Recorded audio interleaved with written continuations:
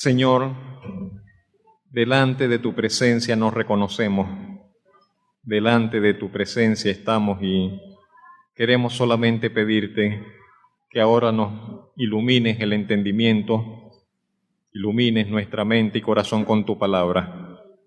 Tu palabra es verdad, tu palabra es luz, tu palabra es vida, Señor. Ayúdanos a recibir el beneficio que tú quieres darnos por medio de ella. La exposición de tus palabras alumbra, dijo el salmista, Señor. Ayúdanos, bendito Dios, por tu Espíritu. Abre nuestro entendimiento y corazón. Ayúdanos a mirarnos en ella como en un espejo y a poder tomar las decisiones, Señor, que nos acercarán más, Señor, a tu propósito y voluntad para cada uno de nosotros y nuestra familia. En el nombre de Cristo Jesús, el Señor y Salvador, te lo pedimos, Señor, y en ese nombre también te damos gracias. Amén.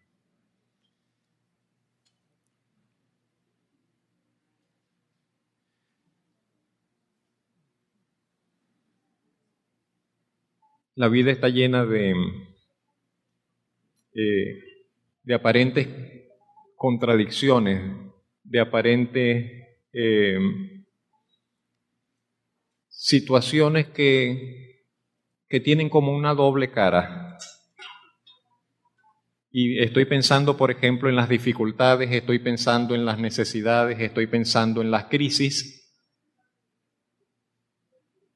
que no son experiencias que nos agradan atravesar ni experimentar, pero que por otro lado, cada una de esas experiencias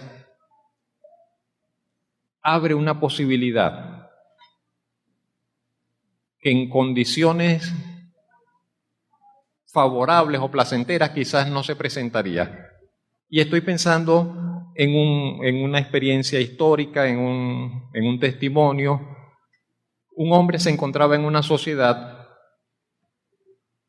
en crisis, una sociedad en crisis.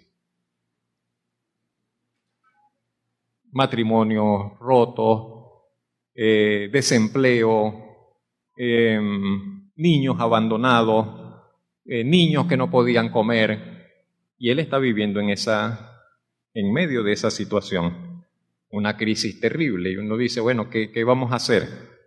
¿Qué se puede hacer en medio de tales circunstancias? Y a él le dio por darse a la tarea de comenzar a tratar de ayudar a esos niños, a los niños que estaban huérfanos y que no tenían ni cómo obtener el pan de cada día. Estoy hablando de un hombre que se llamó George Muller. Creo que está el año allí. 1805 fue el año en que él nació y tuvo una vida más o menos larga.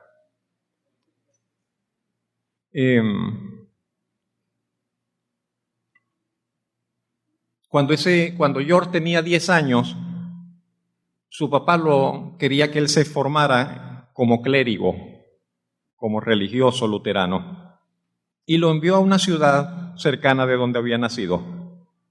Pero la motivación del papá era, yo quiero que te metas a eso para que vivas bien y lleves una vida tranquila. No era porque el papá era muy espiritual ni nada de eso, sino que él decía, yo lo que quiero es que te vaya bien, entonces para que hagas eso.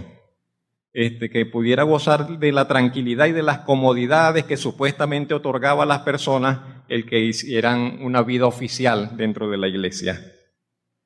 Pero George era un jovencito que le atraía el juego, el alcohol, los vicios, y inclusive a los 14 años, cuando su mamá estaba muriendo, él se enteró fue al otro día, porque se había ido a los 14 años de parranda. Y cuando llegó a la casa, a los 2 días se encontró con que la mamá había fallecido. Él había amanecido borracho y acompañado por mujeres por allí por las calles. Esa era la vida de George. 2 años más tarde, cuando George tenía como 16 años, lo arrestaron. Fue llevado preso por robo.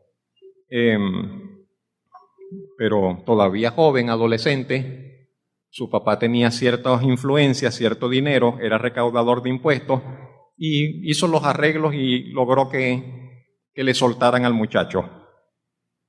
Le dio unos correazos y lo mandó nuevamente para la universidad. Le dijo para que se graduara de pastor. No le importaba si profesaba la fe o no, solamente quería que su hijo tuviese una vida cómoda y digna. Y el muchacho se fue a la universidad a estudiar para pastor. Allí conoció a un hombre llamado Beta, que era más o menos parecido a él en cuanto a sus costumbres, sus cuestiones, ¿no? Pero sin embargo comenzó a asistir a las reuniones, oraban, cantaban, leían la Biblia, recibían un mensaje de una prédica escrita.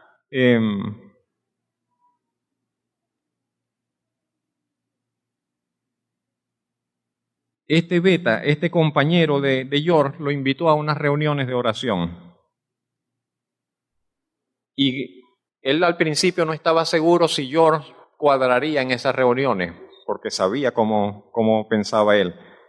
Pero George comenzó a asistir y resulta que entonces creyó en el mensaje del Evangelio, comprendió lo que Dios había estado intentando hacer en su vida y 2 años después de haberse convertido, prosiguió su formación como en la parte ministerial, digámoslo así, comenzó a estudiar más seriamente sobre el conocimiento de Dios en la universidad y al terminar sus estudios se fue de labor misionera.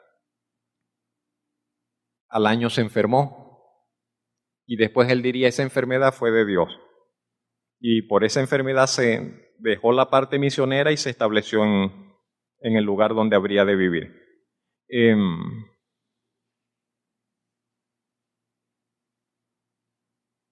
Comenzó a ejercer como pastor con su esposa. Se convenció de que él no quería que la iglesia le pagara un salario. Él decía, si yo estoy en esto, Dios me debe sostener. Si Dios es así como dice la Biblia, entonces yo no necesito que los hombres me sostengan, Dios me debe sostener. Eran otros tiempos, eran otras costumbres. Llegaban la gente al templo y los que tenían dinero como que alquilaban unas sillas para estar sentados. Y los que no, tenían que estar de pie o sentados en el piso. Iglesias para nosotros serían muy extrañas esas condiciones, ¿no? Pero él pensando sobre eso, entonces él dijo, no, vamos a eliminar esto, aquí todos somos iguales. O todos tenemos sillas o todos estamos sin sillas, pero no vamos a tener una clase social que los de dinero van a estar más cómodos y los otros van a estar... Comenzó a hacer ese tipo de reformas en medio de la iglesia, ¿no? Renunció a su salario, desarrolló un hábito de oración constante. Pero luego cuando él se muda a otra ciudad para trabajar en una iglesia en Bristol, comenzó a ver las necesidades de estos niños, las necesidades de los jovencitos. No tenía recursos, pero dijo, los puedo recibir en la casa. Y en su propia casa alojó 30 niñas. 30 niñas que eran huérfanas. Al poco tiempo amoblaron 3 casas más, no solo para niñas, sino ahora también para niños. Y entonces el grupo aumentó a ser 130 niños que tenían. Poco a poco se fue extendiendo la noticia. Gente se comenzó a interesar en el trabajo que ellos comenzaron a desarrollar. Sin embargo, él no pedía colaboraciones ni ayuda financiera, tampoco se endeudó. La gente comenzó, sin embargo, a llevarle comida sin que él lo pidiera. La gente comenzó a llevarle alimentos para los niños sin que él los pidiera, porque decían, ellos están cuidando a los niños. Y Müller lo que hacía era que constantemente oraba para que Dios tocara los corazones de las personas. Eso era todo lo que él hacía. En una oportunidad se dice que llegó la hora del almuerzo, no había nada que darle a los niños. Sin embargo, los sentaron a la mesa y dieron gracias por la comida, que no estaba. Al rato llegaron tocando la puerta del lugar del orfanato. Un panadero, unos panes que unos clientes no quisieron porque que estaban demasiado pasados de horno. El lechero que iba pasando y se le dañó el camión de la leche, el carruaje ahí frente al orfanato, y dijo, para no perder, vamos a llevársela a los niños. Y de estas maneras que se repitieron en diversas oportunidades, Dios suplía lo que ellos necesitaron. Él siempre fue reconocido como un hombre de oración, que rogaba a Dios frente a cualquier reto que enfrentaba y que experimentaba constantes respuestas del Señor. Dicen que tenía un libro, un cuaderno de oración, con más de 50,000 peticiones que Dios había respondido. Un registro de las oraciones que Dios les había contestado durante ese tiempo de ministerio. A lo largo de su vida, porque fueron años de esta etapa, ayudó cerca de 10,000 niños. A cerca de 10,000 niños. Fundó cerca de 120 escuelas, sin tener, decir, patrocinio oficial. La gente que trabajaba en la minería, en las minas, se quejaban porque ya no tenían tantos trabajadores, porque los niños y los jóvenes eran educados y ya no tenían entonces que ir a trabajar como esclavos en las minas, sino que tenían otras perspectivas para la vida. Y esa era la influencia que estaba dejando Müller en esa comunidad. Cuando los niños salían, que ya se tenían que despedir porque supongo que el límite de edad, etcétera, le entregaban una maletica de latón con unas 2 mudas de ropa y una Biblia.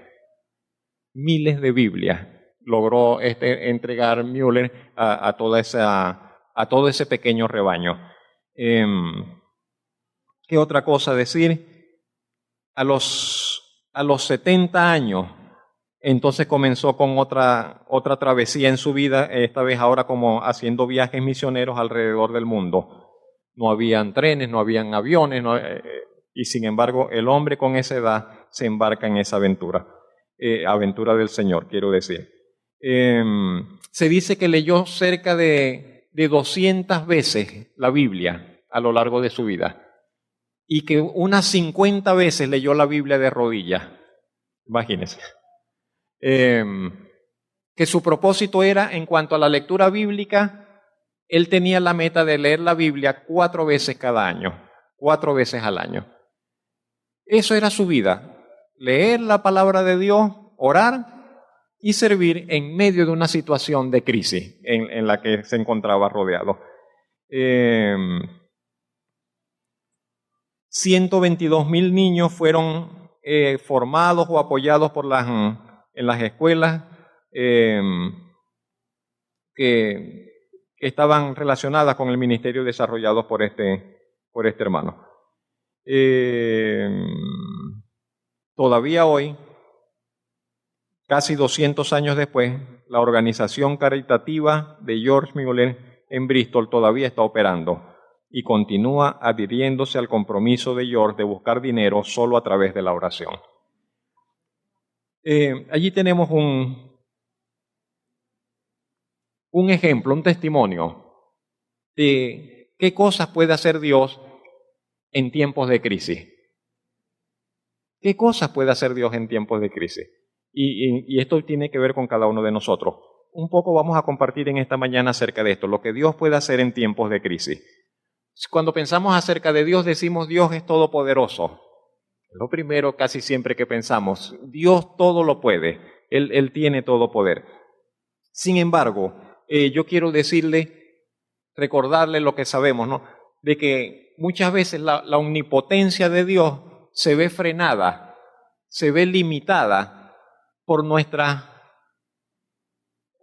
parte, por nuestra falta, por nuestros pecados, por nuestro distanciamiento de Él, como lo queramos expresar. Se ve estorbada la omnipotencia de Dios muchas veces en la tierra se ve estorbada por nosotros, que no esperamos en ella, o que no le buscamos, o que no le creemos, o que no nos comprometemos, cualquiera sea la razón. Pero cuando Dios encuentra en la tierra, un hombre, una mujer, un corazón que verdaderamente desee que Él manifieste su poder y su omnipotencia, entonces Dios encuentra un canal para manifestar su poder. La Biblia dice, lea conmigo este texto que está en 2 de Crónicas 16:9, allí está en la pantalla. Los ojos del Señor, ¿qué hacen? Contemplan toda la tierra para mostrar su poder a favor de los que tienen corazón perfecto para con Él. Y entonces es como que el Señor está mirando en la tierra, vamos a ver dónde hay alguien que desee que yo manifieste mi poder. Y si encuentra a alguien que tiene un corazón dispuesto para con Él, alguien que está clamando por su poder, alguien que está esperando en Él, el Señor va a manifestar su poder allí. Los ojos del Señor contemplan toda la tierra para mostrar su poder a favor de los que tienen corazón perfecto para con Él. Entonces los tiempos de crisis, hermanos y amigos, son tiempos de grandes oportunidades en ese sentido. Grandes oportunidades para buscar el rostro del Señor, para clamar por la manifestación de su poder. Y esto en dos sentidos. Que el poder de Dios se manifieste hacia adentro, en nuestros corazones, en nuestra vida, en nuestro carácter, hacia nuestro interior. Ahí necesitamos un milagro. ¿Sabe que necesitamos un milagro en nuestro interior? Necesitamos una obra que solo el poder de Dios puede realizar en nosotros. El hombre, la persona que es esclava de un pecado, necesita nada más y nada menos que un milagro para que Dios quebrante esa cadena que lo tiene encadenado a ese vicio, a ese pecado, a esa situación y lo haga libre. Pero también, digo un pecado, pero puede ser cualquier cosa. Una amargura, un resentimiento, una falta de perdón, algo que alguien nos hizo y no lo podemos perdonar. Y necesitamos que el poder de Dios obre en nuestro interior, obre en nuestro corazón, para que se produzca el milagro y entonces yo pueda perdonar a esa persona. Y pueda pasar la página y pueda ser libre de eso que me está envenenando y que me está matando lentamente. ¿Sí lo vemos?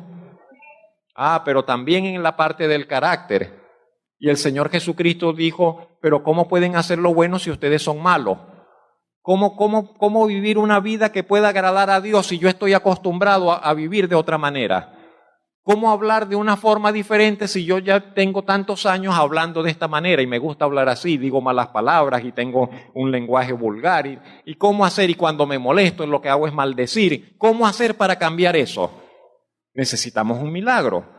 Y ese milagro tenemos que pedírselo a Dios para que venga y obre en nosotros y nos cambie. No se verá por fuera, no se verán luces, no se verán ángeles, pero algo se produce en el corazón. Pero también está la otra parte, las obras de poder que Dios hace hacia afuera. Las obras de poder que Dios hace hacia afuera, sobre las circunstancias de nuestra vida, sobre las cosas que suceden, sobre las cosas que estamos enfrentando, hacia el exterior de las circunstancias. Por otro lado, los tiempos de crisis son siempre difíciles de sobrellevar. Siempre. Las crisis son difíciles de sobrellevar. Nos desgastan, nos ponen un peso, una carga emocional, nos fatigan.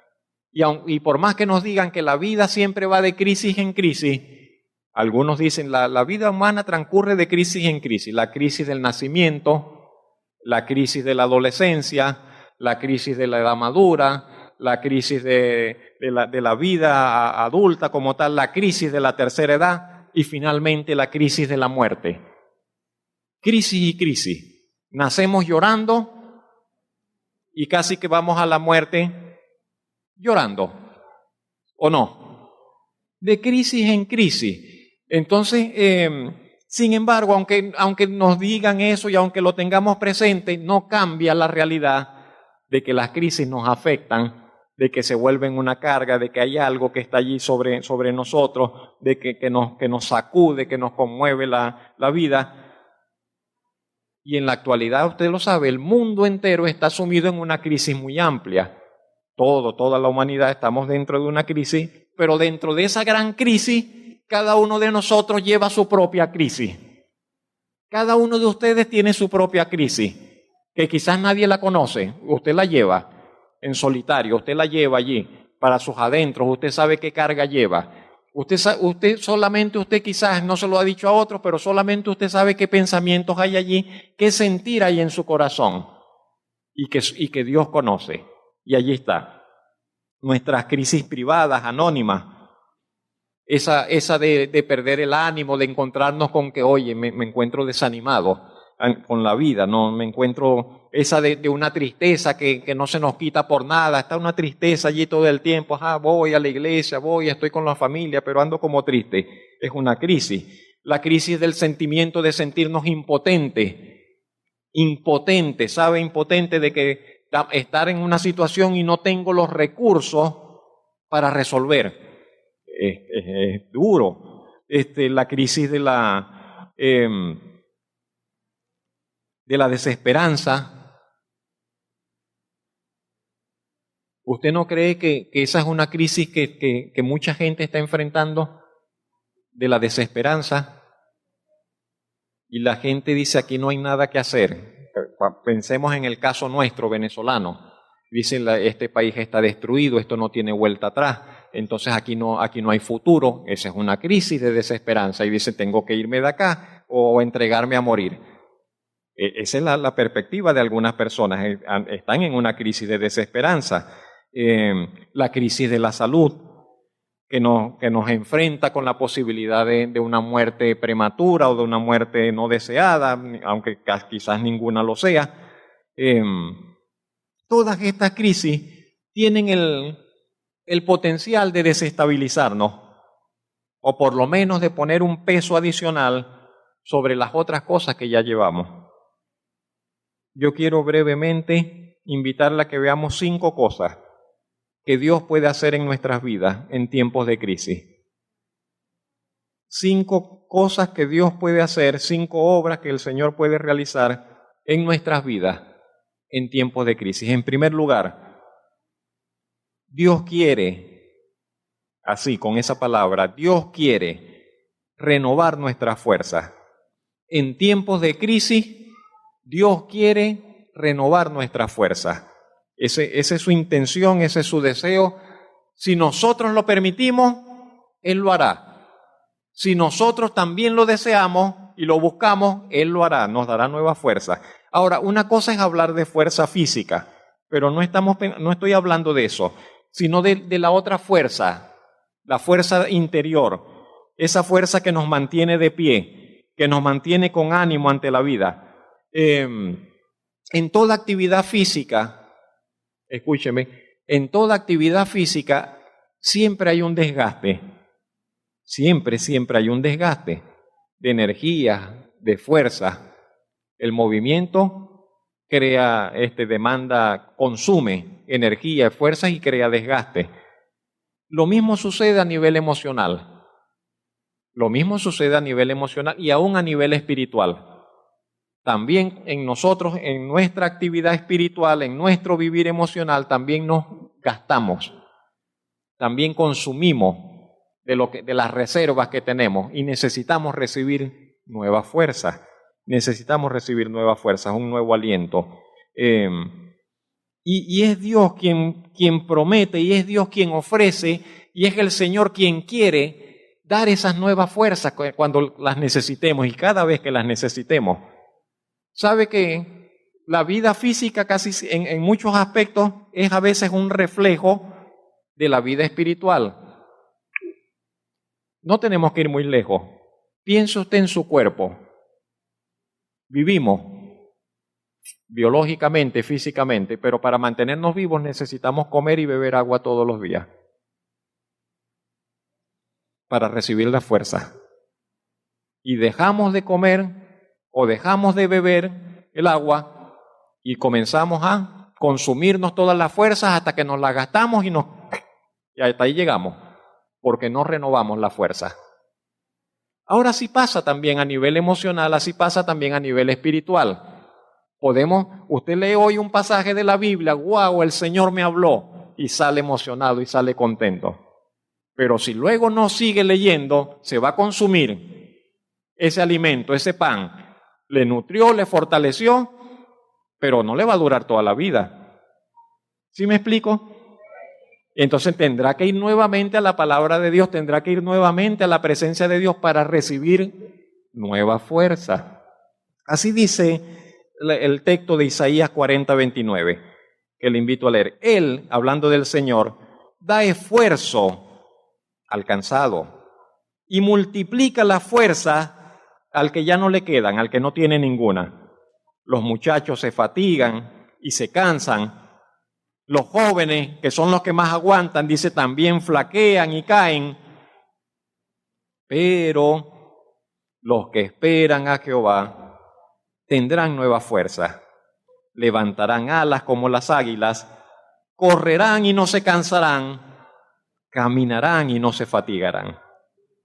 La clave que hace posible ese milagro interior, porque es un milagro, que hace posible que ese milagro sea parte de nuestra experiencia, está en la frase que dice, pero, ¿quiénes? Los que esperan en el Señor. Es normal que la gente se canse, es normal que la gente se agote, que la gente se quede sin fuerza. En tiempos de crisis es más normal todavía, permítame redundar. Y hasta los más fuertes, y hasta los más pintados, y hasta los jóvenes, y hasta los muchachos se agotan. Pero los que esperan en el Señor, y esa es la clave, nosotros tenemos que aprender a esperar en el Señor. Esa expresión denota una expectativa confiada de alguien que dice, Señor, estoy esperando en ti, estoy en tus manos, yo me coloco en tus manos y decido esperar en ti, en lo que tú me puedes dar, en tu voluntad, en tu propósito, en tu poder, en tu soberanía, ante la marcha de la vida. Y la pregunta que yo le haría es, ¿estamos aprendiendo a esperar en el Señor en nuestro caminar por la vida?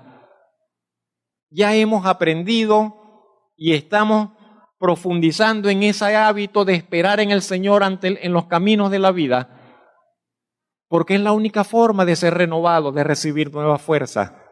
Que esperemos en el Señor, que vayamos al Señor, que nos abastezcamos en el Señor. Señor, tengo el tanque ya en menos que reserva. Bueno, vayamos a abastecernos en la presencia del Señor. Amén. Anótelo por allí, no lo vamos a leer. En Primera de Reyes 19, del 1 al 8, hay una ilustración tremendamente adecuada de ese hecho. Se trata de Elías, el profeta Elías. Difícilmente usted va a encontrar un hombre más, ¿cómo diríamos? Más usado por Dios que Elías en el Antiguo Testamento. Elías hizo descender fuego del cielo. Elías se enfrentó él solo a 450 profetas de Baal. Elías cerró el cielo con su palabra y dijo, aquí no llueve más hasta que yo lo diga, porque el Señor me dio esa autoridad. No vamos a encontrar un hombre como Elías tan fácilmente. Pero después de venir Elías de hacer una obra tremenda, llegó un punto en que dijo, un problema allí y tal, y lo amenazaron, y salió y se fue a esconder, y dice, Señor, y caminó por el desierto y dijo, Señor, ya, basta, Señor, quítame la vida, ya no quiero seguir, tiró la toalla. Después de venir y hacer tremendos milagros, llegó un momento en una crisis y se deprimió y dijo, Señor, no doy más, ya, quítame la vida, ya basta, ya está, no quiero seguir. y se echó a morir. Y se acostó y de aquí no me levanto. Dios envió un ángel, lo sacudió, levántate, y le dio una torta. Levántate y come. Se levantó, comió y se volvió a acostar. Estaba deprimido, estaba caído, estaba roto por dentro, algo pasó. Y después el Señor envió otro ángel con otra torta más. Mejor no digo lo que pensé. Y se levantó y comió su torta. Y el Señor le dijo, levántate y tienes un largo camino todavía por delante. Y lo envió, y dice la Biblia, y fortalecido con esa comida que le dio el Señor, caminó 40 días hasta llegar al monte de Dios, a Horeb. Allá tenía otra misión. Entonces así sucede. No se extrañe si usted se siente cansado, no se extrañe si usted se siente a veces fatigado, no se extrañe si usted a veces se le van ya las luces, pero hay algo que usted tiene que hacer, y es ir a la presencia del Señor y esperar en Él para renovar su fuerza. Y Dios quiere renovar su fuerza cada vez que sea necesario. Y si usted va y dice, Señor, pero es que me las gasto rapidito, se me acaban. Bueno, vaya, ahí hay más. No le van a negar el acceso cada vez que sea necesario. En segundo lugar, algo que Dios hace en tiempos de crisis, Dios promete. Yo usé esa palabra, irrumpir en los desiertos de nuestras vidas. Si quieren no coloquen la cita todavía, o no sé si se puede separar, solamente el título y la cita más adelante. No, no hay problema, déjala allí. Irrumpir es una palabra, un verbo que implica como que de repente se manifiesta. De repente, donde menos lo esperan, Él aparece y allí está y hace acto de presencia hasta como con cierta fuerza. Y donde no había espacio, Él va y allí, aquí estoy. Dios hace eso. Dios quiere hacer eso en medio de nuestras crisis. Irrumpir, manifestar su presencia con estruendo, con poder, hacer acto de presencia y decir, aquí estoy. Y donde pensábamos que Dios no puede aparecer, resulta que Dios se manifiesta y Dios aparece. Hay una figura por la cual quiero que comencemos a abordar este punto. La sed. ¿Usted sabe lo que es tener sed? En algún momento debe tener cierta idea. Es una de las necesidades más básicas, pero por otro lado, de las más vitales y urgentes de nuestro cuerpo, la sed. La necesidad de hidratación. Nuestros cuerpos, el Señor los diseñó, fuimos diseñados con la necesidad de ingerir agua casi que constantemente, casi que de forma constante. Los expertos aconsejan que nosotros debemos tomar entre 2 y 3 litros de agua todos los días. Y que si tomamos menos de esa cantidad, estamos dañando nuestro propio cuerpo. Pero que nuestro cuerpo, que es 60% agua, necesita por lo menos de 2 a 3 litros de agua diariamente. No vamos a entrar en detalles porque son muchos, pero está eso allí. Es más, dicen que no debemos esperar a tener sed para beber el agua. Cuando ya tenemos sed, ya estamos como que medio dañaditos, en el sentido de que cuando comenzamos a experimentar la sed es porque ya hemos perdido entre el 1 y el 3% de nuestro peso corporal en líquido. Cuando ya se siente la sed es porque el cuerpo está como que pasando factura, está reclamando, hey, me tienes descuidado, ¿qué pasa? Me estoy comenzando a secar, pero no deberíamos esperar a tener sed para hidratarnos, para comenzar a tomar agua. Se dice que una de las muertes más terribles es morir de sed. Es morir de sed. Que una de las muertes más angustiosas es la que experimentan aquellos que mueren de sed. En un desierto, secuestrados en un lugar donde no les dan agua, en el mar, hay gente que ha muerto en el mar es agua salada y por más que beban de esa agua, eso no hidrata, al contrario, todo agudiza más la sed.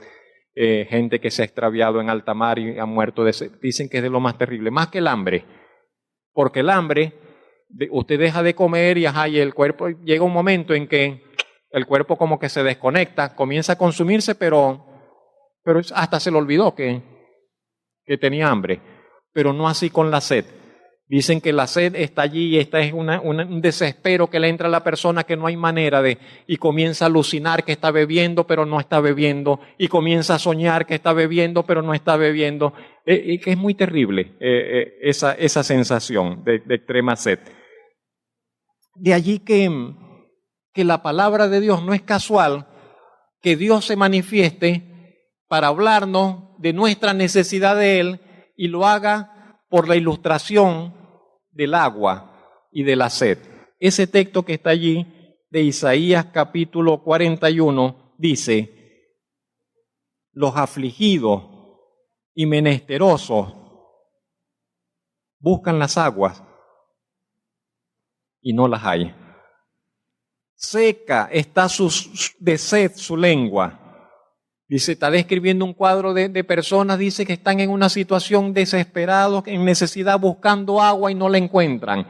Y tienen la lengua pegada al paladar, secas de sed, desfalleciendo de sed.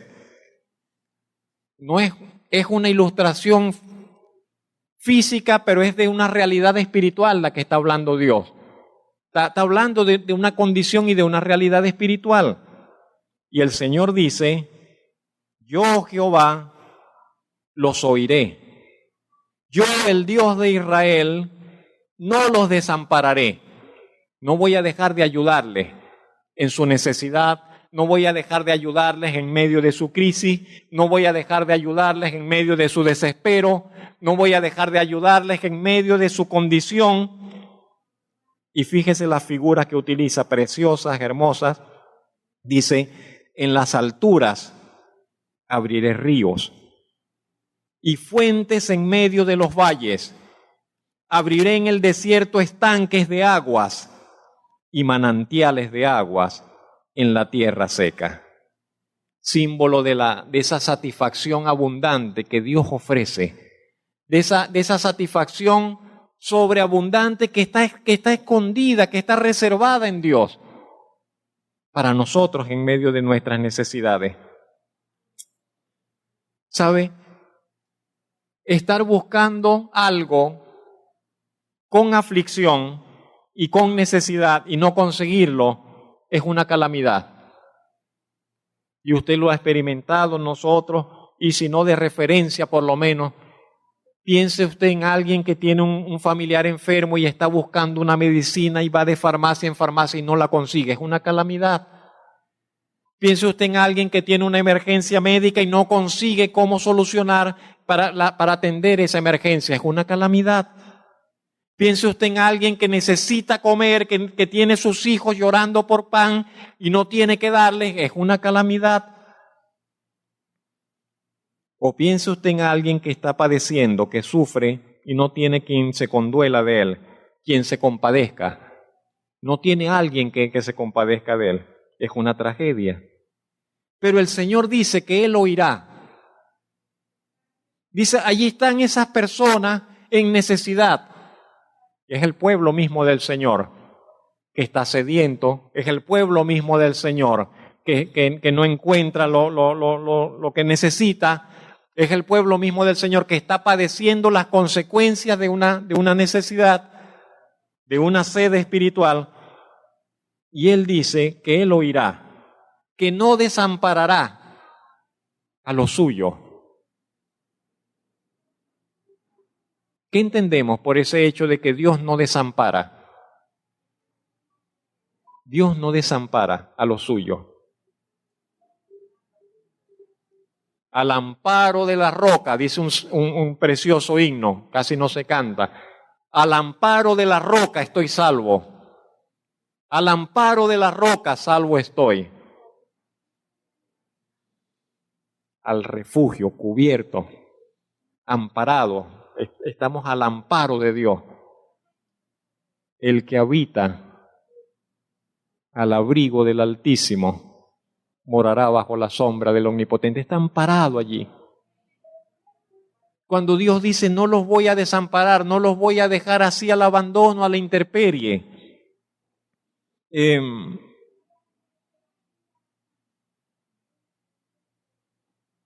Él abrirá fuentes, dice, de provisión en las alturas, pero también en las honduras. Dice en lo alto, pero también en los valles. Él abrirá fuentes de provisión, estanques en los desiertos, manantiales de agua en tierra seca. Y esos desiertos pueden ser nuestra vida. De hecho, son nuestra vida muchas veces. Esos desiertos son nuestras circunstancias. Esas tierras secas son las situaciones que estamos enfrentando, que estamos viviendo. Y no es problema para el Señor, no es difícil para el Señor solucionar o traer o manifestar su poder en medio de nuestros desiertos, en medio de nuestras situaciones. Dios puede derramar abundancia en medio de nuestras sequías, mis hermanos. El resultado será que seremos saciados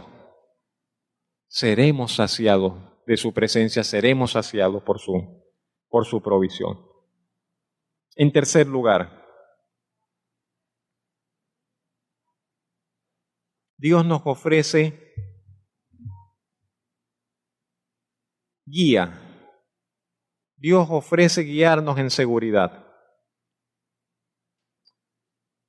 Si siempre necesitamos dirección, si siempre necesitamos luz para el camino, luces en nuestro transitar, dirección en nuestro caminar por la vida, en medio de las situaciones de crisis, la necesidad de guía es mayor todavía. Si en situaciones normales nos hace falta ser dirigidos, guiados por el Señor, en medio de los problemas, doblemente nos hace falta ser guiados por el Señor. No estamos ciegos, no estamos impedidos de nuestras facultades, pero Dios quiere ser nuestro guía. Dios no quiere marionetas, Dios no quiere títeres. De hecho, no hizo títeres ni marionetas. Hizo un ser humano capaz de tomar sus decisiones. Pero Dios desea guiar nuestra vida. Dios desea darnos la luz y darnos las razones suficientes para que nosotros tomemos buenas decisiones en la vida y así vivamos en el carril de lo que nos conviene, en el carril de su buena voluntad. Dios desea marcar la pauta de nuestro camino. Los caminos de nuestra vida son infinitos. Usted puede tomar 10.000 decisiones diferentes. Y Dios, sin embargo, desea aconsejarnos y ayudarnos para que tomemos las decisiones adecuadas, las decisiones convenientes, las decisiones correctas. Dice Isaías, también Isaías, todas las citas son de Isaías en esta mañana, 42:16, y guiaré a los ciegos por camino que no sabían, y les haré andar por sendas que no habían conocido. Delante de ellos cambiaré las tinieblas en luz y lo escabroso en llanura. Estas cosas les haré y no los desampararé. ¿Qué dice el Señor que va a hacer? Dice, voy a guiar a los que no ven, a los que están ciegos. Voy a hacerlos andar por sendas y por caminos que ellos desconocen o que ellos no conocían. ¿Sabe que casi siempre esa es la forma tan propia de Dios de guiar? Nos lleva por sendas, nos lleva por caminos que nosotros no habíamos imaginado, que nosotros no habíamos pensado, que nosotros no habíamos previsto. Casi siempre Dios nos llevará por un camino diferente al que nosotros en primer lugar pensábamos o imaginábamos. ¿Lo han notado? Y todavía lo sigue haciendo así. por caminos que aunque al principio se ven como oscuros, porque dice, delante de ellos cambiaré las tinieblas en luz. Sin embargo, esos caminos se irán iluminando. Están al principio oscuros, pero luego se van aclarando. Y se van aclarando, ¿sabe por qué? Porque el Señor va adelante. Porque el Señor va adelante. Y podemos estar en medio de la oscuridad, que es lo que dice el profeta, pero en medio de eso el Señor va adelante y va alumbrando el camino por donde tenemos que ir. Entonces, eso es importante. Y no se mueva usted tan fácilmente ni tan rápidamente. Espere que el Señor le abra el camino. Espere que el Señor le indique el camino. En medio de la crisis, en medio de los problemas, en medio de las situaciones que le oprimen, espere que el Señor le ilumine el camino antes de arrancar, antes de darse a la tarea de emprender. Él ha prometido iluminar, Él ha prometido llevarlo por un camino. Usted dice, no sé por dónde, pero el Señor lo tiene clarito. Deje que Él le alumbre el camino y deje que Él vaya adelante, que Él abra la senda. Me gusta mucho esta frase que dice allí que Él cambiará lo escabroso en llanura. ¿Sabe algo escabroso? Lleno de tropiezos, de piedra, de altibajo. Y dice el Señor, voy a quitar todo eso escabroso y voy a ponerte el camino así, llanito, para que no tropiece. Para que no tropiece. Entonces, nuestra vida muchas veces nos encontramos a veces que estamos llenos de tropiezos por delante, Señor, ¿y cómo voy a pasar por allí? Esto está muy complicado. Y dice el Señor, tranquilo, como que el Señor nos dirá, yo te voy a quitar todas esas piedras de allí, yo voy a quitarte ese camino escabroso, lo voy a allanar. Estas cosas alejaré, repite el Señor, y no los desampararé. En cuarto lugar, Dios nos ofrece la seguridad de su nombre y de su poder. ¿Qué seguridad podemos tener en tiempos de crisis? Nada más y nada menos que la seguridad que nos ofrece el nombre mismo del Señor y su poder.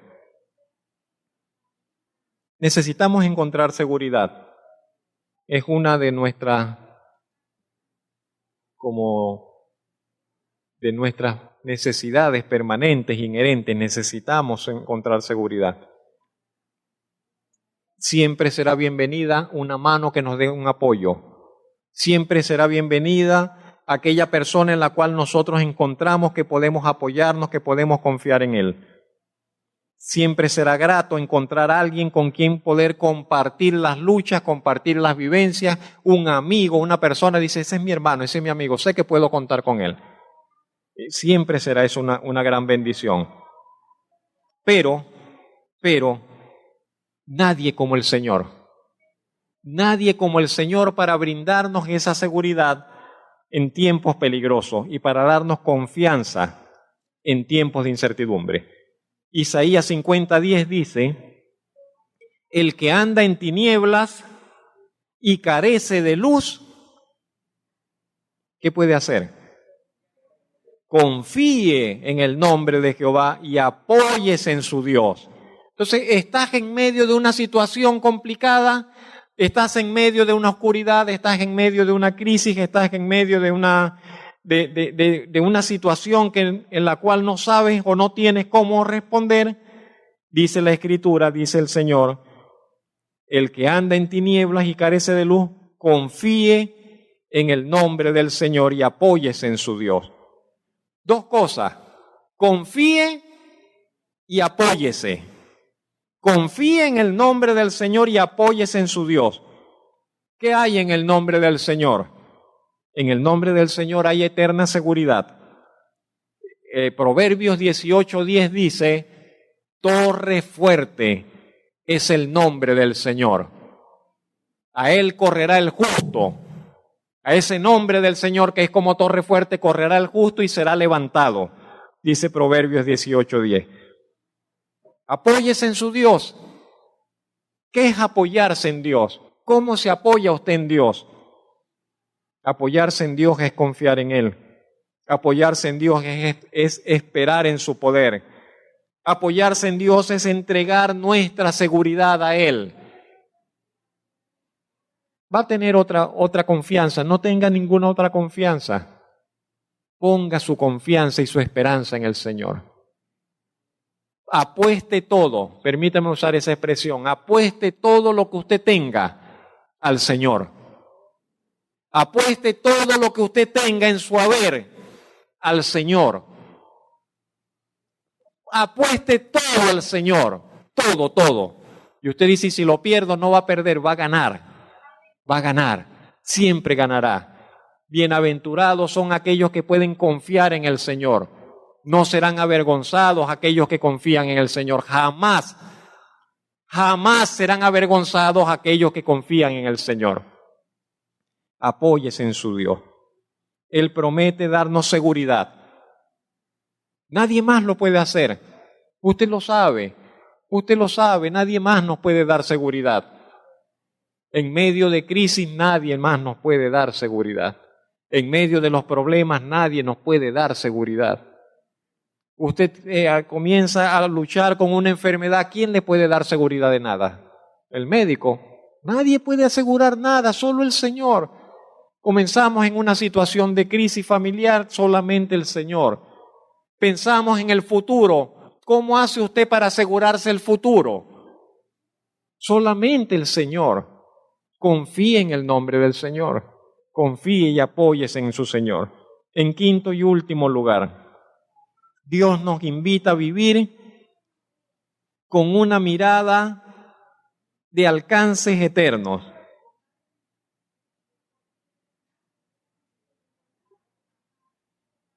¿Qué quiero decir?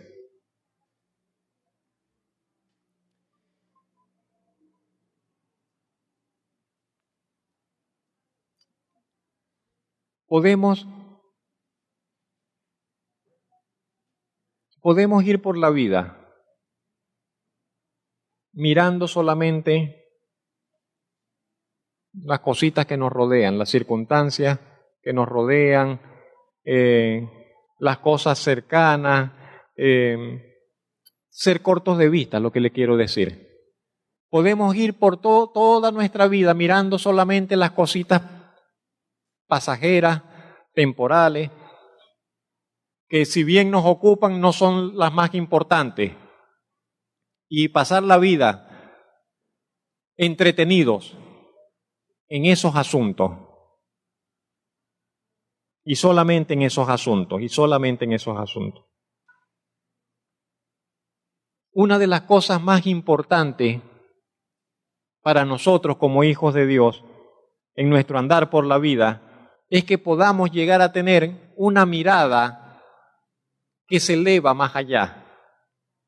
Que usted y yo como hijos de Dios podamos adquirir una perspectiva de vista de la vida y de todas las cosas que va más allá, que no se agota en esta vida, que no se agota en estos años, que no se queda encerrada en estas circunstancias, sino que va hacia la eternidad, que trasciende hacia la eternidad.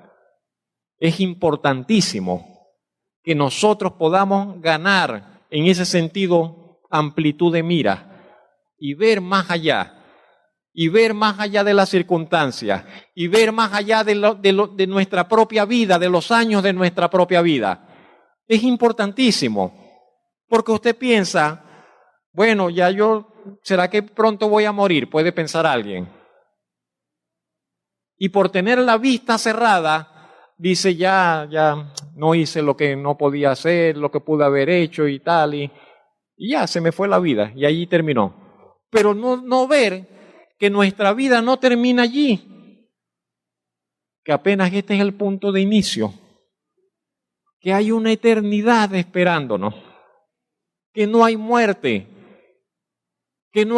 para nosotros, para los hijos del Señor. ¿Sabe que no hay muerte? Que el aguijón de la muerte fue quebrado por el Señor. ¿Sabe que no veremos muerte? Que eso es lo que dice el Señor, y no es cuento, y no es poesía, y no es algo así para que no, sino que es una realidad. De manera que la muerte es solamente una etapa más, una puerta más que atravesar, pero vamos hacia la eternidad. No perdemos nada cuando salimos de esta tierra. Pero cuando nosotros estamos mirando hacia abajo solamente, pensamos que todo nuestro tesoro está en esta tierra. Y pensamos la muerte es lo peor que le puede pasar a alguien. Pobrecito. Pero no es así. Para el Hijo de Dios es como el apóstol Pablo dijo, la muerte es la ganancia. La muerte es la entrada para la vida abundante, para la vida. Ahora sí voy a ver de qué es lo que Dios tiene para mí. Realmente es así. Pero ¿cómo llegar a tener esa perspectiva? ¿Cómo llegar a tener esa mirada? Y es un poco lo que Dios nos invita. Y en medio de todas las crisis, acuérdese, en medio de sus sufrimientos, en medio de sus problemas, en medio de aquellos roces que tenemos en la vida, recordemos que Dios nos está invitando a que miramos, a que vivamos con una mirada más amplia, más elevada, más alta, una mirada de alcances eternos. Muchos de nuestros problemas dejarían de preocuparnos si nosotros comenzamos a ver la vida de esa forma, con esa amplitud. Póngase a pensar un poquito en eso. Que muchas de nuestras preocupaciones, que muchos de nuestros miedos desaparecerían si solamente saltamos el límite y miramos, no, pero es que ¿cuál es el problema? No hay por qué temer, no hay por qué tener miedo, no hay por qué preocuparme de eso. Si finalmente estoy pero en las manos del Señor, en la red del Señor, no hay manera de que me caiga de esta red hacia el vacío, no hay manera de que me pierda, no hay manera de que me suceda algo trágico que me va a perjudicar, no hay manera, no hay manera. Y por otro lado, es incalculable lo que usted y yo podríamos hacer para el Señor, para Dios, ganar para nuestra vida y para el reino del Señor, si aprendemos a mirar con ese mirar trascendente de eternidad. Así dijo el Señor, Isaías 51, 7 al 8. Oídme. ¿Quiénes? Los que conocéis justicia. Eso creo que es con nosotros. Eso creo que es con el pueblo del Señor. Eso creo que es con los creyentes. Oídme los que conocéis justicia. Oídme. El pueblo aquel en cuyo corazón está mi ley. No, eso no es para los incrédulos, eso no es para el que no quiere creer, eso no es para el que nos desprecia a Dios, eso no es para aquel que no quiere saber nada de Dios. Esto es para aquellos que tienen a Dios por Dios, que tienen al Señor por Dios de su vida, que tienen la palabra de Dios por la ley y dice, esta palabra la tengo aquí agarrada en mi corazón. Para ellos, dice el Señor, óiganme, los que conocen la justicia, aquel pueblo en cuyo corazón está mi ley. ¿Qué tienes que decir? El Señor dice, no temáis afrenta de hombre, no tengan miedo lo que las personas le puedan hacer. No teman, no se asusten por lo que los hombres le puedan hacer.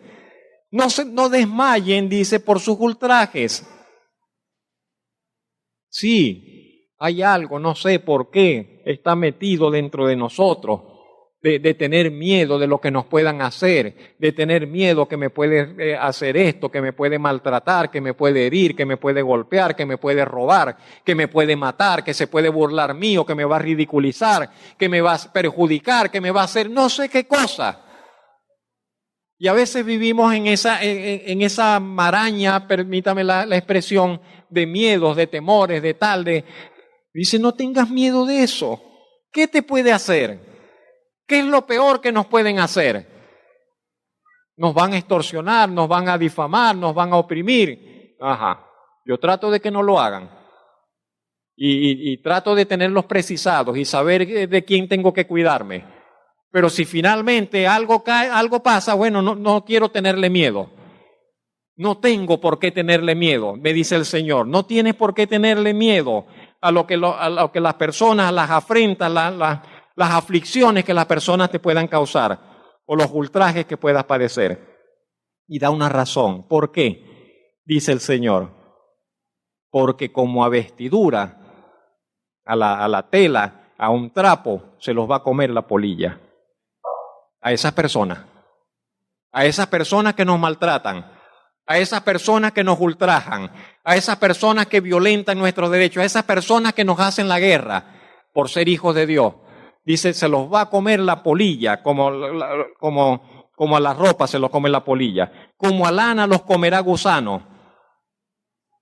Pero mi justicia, lo que Dios nos ha dado, lo que Dios nos ha concedido, dice, mi justicia permanecerá perpetuamente y mi salvación por siglos de siglos.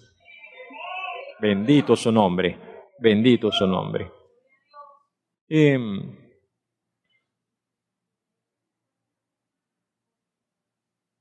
Si tan solo podemos, mis hermanos y amigos, mirar más allá de nuestra perspectiva terrenal, hay un eterno y perfecto consuelo para nosotros. Si podemos mirar por encima y más alto de los pesares, de los sinsabores de esta vida pasajera, nos vamos a encontrar con que hay un destino de gloria, de gozo y de paz esperando por nosotros en presencia del Señor. Usted no tendrá que bajar la cabeza en temor delante de nadie ni delante de ninguna circunstancia, sino que usted experimentará esa libertad. Usted será libre, será un hombre, una mujer valiente y decidido para atravesar por cualquier senda que se le presente, porque usted estará seguro de quién es aquel que está con usted. ¿Quién es aquel que está con usted?